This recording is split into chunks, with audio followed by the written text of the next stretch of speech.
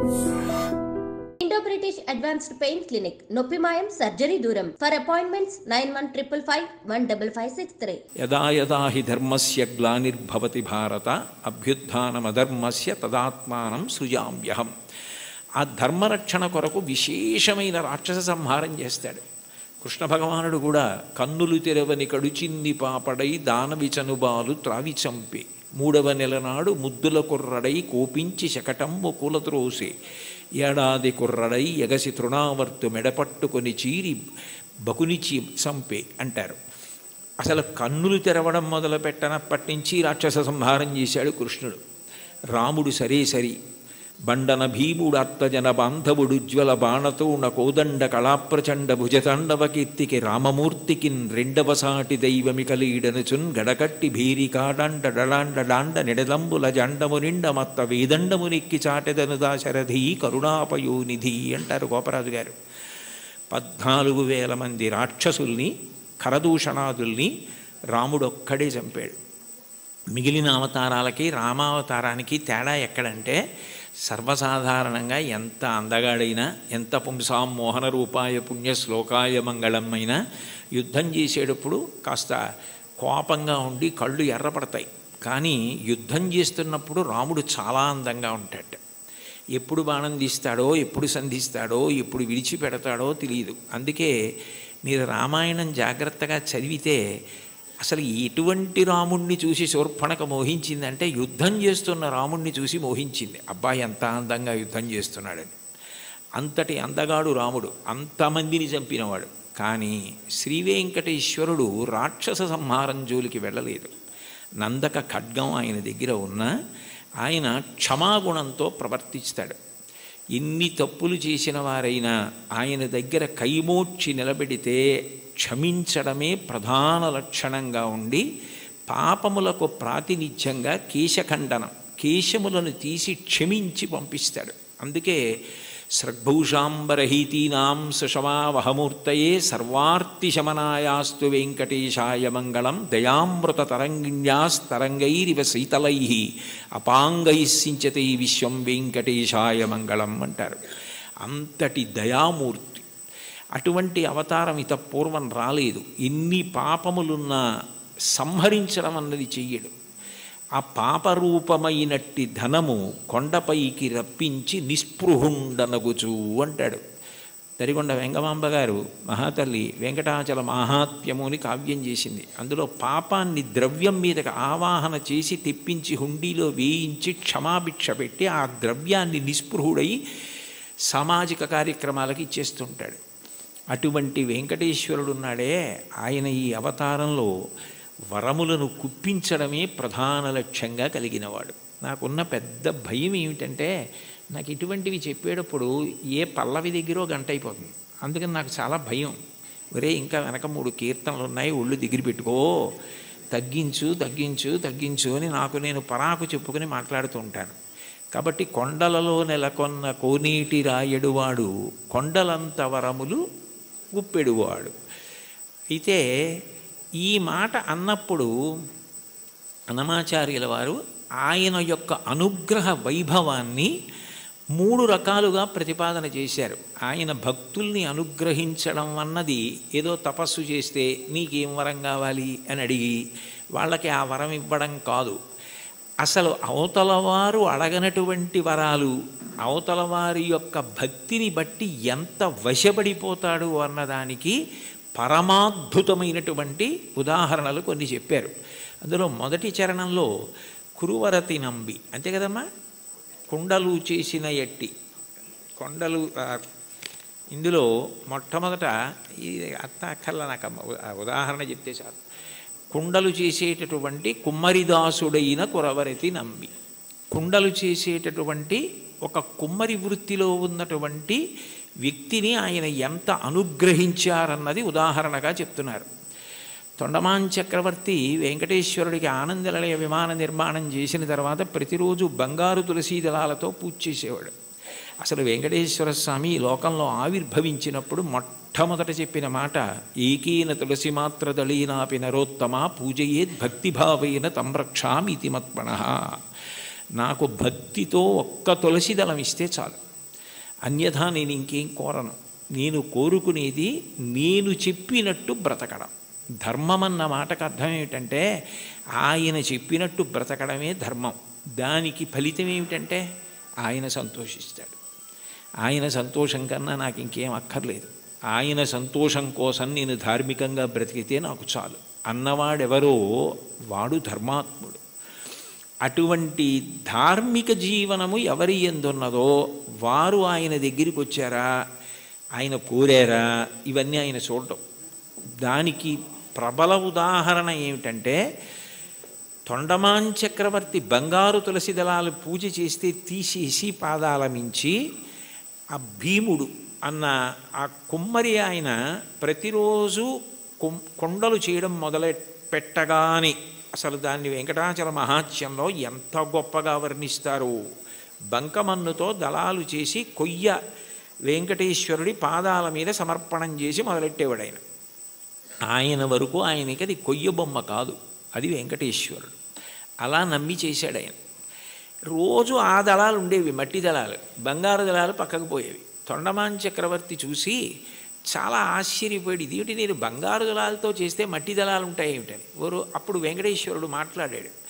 ఆయననే అడిగాడు. అడిగితే ఆయన అన్నాడు, ఇవన్నీ నాకు అక్కర్లేదు, ఈ పటాటోపం నాకెందుకు, ఆ బంగారం నేను సృష్టించింది, నేను ఇవ్వనిది నేను సృష్టించనిది ఎక్కడా ఉండదు. నాకు కావలసినది భక్తి, అది నిండుగా ఉన్నది భీముడి దగ్గర ఉంది. అందుకని నేను ఆయన మట్టితో చేసిన ఆ బంకమన్ను తులసి దళాలు తీసుకుంటూ ఉంటాను. ఆయన ఎక్కడ ఉంటాడు అంటే ఏదో కొంత దూరంలో ఉన్నాడంటే అక్కడికి వెళ్ళాడు తొండమాన్ చక్రవర్తి. ఆయన వెళ్ళేసరికి వెంకటేశ్వరుడు కూడా వచ్చాడు. ఆయన నాకేముంది నేనేం పెట్టగలను లేదు, తనకేముందో అది వెండి పళ్ళాలు బంగారు పళ్ళాల్లో పెట్టలేడు. కాబట్టి ఆయన చేస్తున్న కుండల్లో కొత్త కుండ పగలగొట్టి ఆ కుండ పెంకులో ఆయన తినే సంకటి పెట్టాడు. పరమప్రీతిగా తిన్నాడు వెంకటేశ్వరుడు. ఆయనకి ఏం కావాలి, ఆయనకి కావలసింది భక్తి. భక్తి కల్గు కూడు పట్టెడైనను చాలు, దళమైన పుష్పమైనను. చివరికి సలిలమైన బాయని భక్తిన్ కొలచిన జనులర్పించిన ఎలమిన్ రుచిరాన్నముగను ఏనుభుజింతున్నంటాడు కుచేలోపాఖ్యానంలో. భక్తితో పెట్టినది ఆయనకు కావాలి, అది ఆయన తిన్నాడు. తిని ఒక వరం ఇచ్చాడు. అసలు నిజానికి ఆ వరం ఆయన అడగలేదు భీముడు. ఆయన మీరు రండి నా దగ్గరికి అని అడగలేదు, ఆయనే వెళ్ళాడు. వెళ్ళి ఇక పైన నా అవతారం భూమి మీద ఉన్నంత కాలము కూడా నేను తీసుకునే మహానైవేద్యం కుండ పెంకులో ఉంటుంది. అందుకని ఓడు ప్రసాదం అని ఇప్పటికీ కూడా ఆనందనిలయ విమానం లోపల కొత్త కుండ పెంకులోనే ఆయనకి నైవేద్యం అవుతుంది అని అంటారు. అంటే అడగకుండానే అంత గొప్ప వరాన్నిచ్చి భీముణ్ణి భార్యని కూడా దివ్యమైన విమానం ఎక్కించి వైకుంఠానికి తీసుకెళ్ళాడు. బ్రహ్మాదులకు ఆయన మాట తప్ప ఆయన రూపు అసలు దర్శనం అవ్వదంటారు. అలాంటి వాళ్ళని తీసుకెళ్ళాడు. అంటే ఊహించని వరం. కొండలలో ఉన్నవాడు కొండలంత వరం ఇవ్వగలిగినవాడు, ఊహించలేని వరం ఇవ్వగలిగినవాడు. ఆయనను ఇది ఇవ్వండి అని కాకుండా భక్తితో ప్రేమతో ఆయనని పట్టుకోగలిగితే ఆయన ఏదిస్తాడన్న దాన్ని ఊహించడం కూడా నీకు సాధ్యం కాదు. రెండవ చరణంలో తిరుకచ్చి నంబి గురించి చెప్తున్నారు. కాంచీపురంలో తిరుకచ్చి నంబి అని బాగా స్వామివారికి ఆంతేవాసిత్వం చేసేవాడు ఆయన. ఎంత భక్తుడంటే ఇంచుమించు అర్జునుడిలా సఖ్యభక్తికి వెళ్ళిపోయాడు ఆయన. ఉదయం బాలభోగం అంటారు కదా, ప్రాతకాల నైవేద్యం అయిపోయిన తర్వాత అందరు వెళ్ళిపోయేవారు. వరదరాజస్వామి కాంచీపురంలోని ఉండబోయ్ అని తిరుకొచ్చి నంబిని కూర్చోబెట్టుకుని లౌకిక విషయాల దగ్గర మొదలుపెట్టేవారు. కాంచీపురంలో ఆ వీధిలో ఆ ఇంట్లో ఏం జరిగింది, ఇక్కడ ఏం జరిగింది, ఖాళీ ఉన్నప్పుడు మనం ఎలా మాట్లాడుకుంటామో అలా మాట్లాడుకోవడం మొదలుపెట్టి తర్వాత శాస్త్ర చర్చ, వేదాంత ప్రవచనం ఇవన్నీ చేస్తూ ఉండేవారు. ఇతరు మాట్లాడుకుంటూ ఉండేవారు. మహానైవేద్యం వరకు ఉండి ఆయన అలా పడుకుంటే ఈయన విసినికర్ర పెట్టి విసురుతూ ఉండేవాడు. ఎప్పుడు చూడండి కంచి గరుడ సేవ అంటారు, అలా ఆయనకి ఎప్పుడు విసినికర్ర పట్టి విసురుతూ ఆయనతో మాట్లాడుతూ ఉండేవాడు. మహానైవేద్యం తర్వాత నేను కాసేపు విశ్రాంతి తీసుకుంటానంటే ఆయన పాపం ఇంటికి వెళ్ళిపోయేవాడు. తిరిగొచ్చినవి వెళ్ళిపోయి భోజనం చేసి మళ్ళీ సాయంకాలం స్వామివారి ఆరాధన ప్రారంభానికి వచ్చి మళ్ళీ విసురుతూ ఉండేవాడు ఏకాంత సేవ వరకు. అలా చాలా కాలం గడిచిపోయింది. వీళ్ళిద్దరూ మాట్లాడుకుంటారన్న విషయం కూడా లోకంలో ప్రచారం అయిపోయింది. ఒక రోజున మధ్యాహ్న కాలం ఇంకా దగ్గర పడిపోతుంది, ఇంకా మహానైవేద్యానికి వచ్చేస్తారు. నేను వెళ్ళి మళ్ళీ సాయంకాలం వస్తాను స్వామి అని చెప్పి ఈ తిరుకచ్చి నంబి గుడిలోంచి బయటకు వస్తున్నాడు.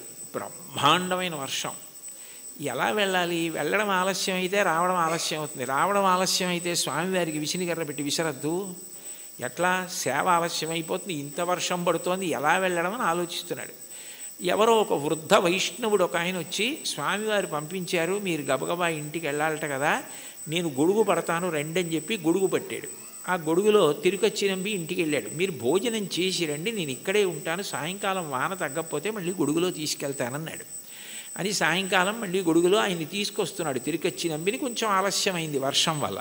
ఈలోగా సాయంకాలం సేవ కోసం అర్చకులు వరదరాజస్వామి గుడి తీసి తలుపులు తీశారు. తలుపులు తీస్తే లోపల స్వామివారు లేరు. వాళ్ళు కంగారు పడిపోయి తిరుకచ్చి నంబితో మాట్లాడుతూ ఉంటాడు కదా, ఏం దోషం జరిగిందో చూద్దాం ఆయనకి తెలుస్తుందని ఆయన కోసం వెతికారు. ఆయన లేరు. ఆయన కొంచెం ఆలస్యంగా వచ్చారు. నీకేమైనా తెలుసా నంబి, స్వామివారు ఏమైపోయారు, కనపట్టలేదు, ఏమైనా అపరాధం జరిగిందా, ఎవరినన్నా భక్తులను అనుగ్రహిస్తున్నారా అని కంగారు పడిపోతున్నారు. అదేమిటి నాకు తెలీదు, ఎక్కడికి వెళ్ళిపోయారని చెప్పి ఆయన స్వతంత్రంగా ఇంట్లోకి వెళ్ళి వస్తువుల్ని వెతికే యజమాని ఎలా ఉంటాడో అలా వెళ్ళి, అదేమిటి స్వామివారు లేకపోవడం ఏమిటని చూస్తే ఆయన అలాగే పడుకుని ఉన్నారు. అయ్యో ఇక్కడే ఉన్నారు వరదరాజస్వామివారు, మీరు వెతుకుతున్నారు ఏమిటన్నారు. వచ్చి చూసేటప్పటికి ఆయన ఒంటి మీద వర్షపు నీటి చుక్కలు ఉన్నాయి. అంటే తాను తడిసి తిరుకచ్చి నంబికి గొడుగు బట్టి తీసుకొచ్చారు. ఆ తిరుకచ్చి నంబి ఇంట్లో భోజనం చేసినంతసేపు వరదరాజస్వామి వారు బయట నించున్నారు. బయట నించుని గొడుగు పట్టుకుని నించుని ఆయన వచ్చిన తర్వాత ఆయన్ని తీసుకుని వచ్చారు. అంటే ఒక భక్తుడి కోసం భగవంతుడు ఎంత కిందకొస్తాడు అవన్నీ అడిగారా తిరుకచ్చి నంబి? అడగలేదు. అడగకపోయినా అంత కిందకొచ్చి తర్వాత భాగవతులతో కలిసి ఎలా ఉండాలో చెప్పి చిట్ట చివరికి మోక్షం ఇచ్చారు. ఆ తిరుకచ్చి నంబిని అనుగ్రహించినటువంటి వరదరాజు వెంకటేశ్వరుడి కన్నా భిన్నుడు కాడు. ఒకటే, అదే అనేక కీర్తనల్లో ప్రతిపాదిస్తారు ఆ రాముడే వెంకటేశ్వరుడు అని. అటువంటి తిరుకచ్చి నంబిని ఊహకందని రీతిలో అనుగ్రహించవే. ఎవరైనా వరం అడిగితే ఏం అడుగుతాడు? ఏదో జ్ఞానం ఇమ్మంటాడు, లేకపోతే భక్తి ఇమ్మంటాడు, డబ్బు ఇమ్మంటాడు, ఏదో వృద్ధిని అడుగుతాడు. వాళ్ళు అసలు ఏమీ అడగలేదు. వాళ్ళ ఊహకి కూడా అందనివి నువ్వు చేసి పెట్టావు. వాళ్ళకి చరిత్రలో వాళ్ళు నిలబడిపోవడానికి కారణం నీ అనుగ్రహమా, వాళ్ళు అడగడమా? అంటే నీ అనుగ్రహం. అంత అనుగ్రహం దేనికి చేశావు? విసిరికర్ర పెట్టి విసిరితే చేశాడు అనగలరా మీరు? కాదు. ఆ ప్రేమ, అంత ప్రేమ.